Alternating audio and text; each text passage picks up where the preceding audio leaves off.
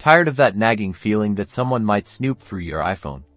Let's put your mind at ease by setting up a simple 4-digit passcode. First, find the Settings app on your iPhone's home screen. It looks like a gray gear icon. Tap on it to open it. In the Settings menu, scroll down until you see Face ID and Passcode. If you don't have Face ID enabled, it will say Touch ID and Passcode or just Passcode. Tap on it. Now, you might be asked to enter your existing passcode if you already have one. Otherwise, find the option that says Turn Passcode On and tap on it. This is where the magic happens. You might see a default option for a 6-digit numeric code. To change this to a 4-digit code, tap on Passcode Options right above the number pad. In the Passcode Options menu, select 4-digit numeric code.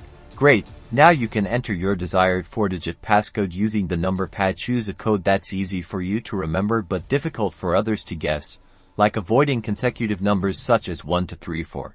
After entering your passcode, you'll be prompted to enter it again to confirm. This ensures you've entered it correctly. And that's it, your 4-digit passcode is now active. You can adjust other passcode settings from this menu, such as when the passcode is required.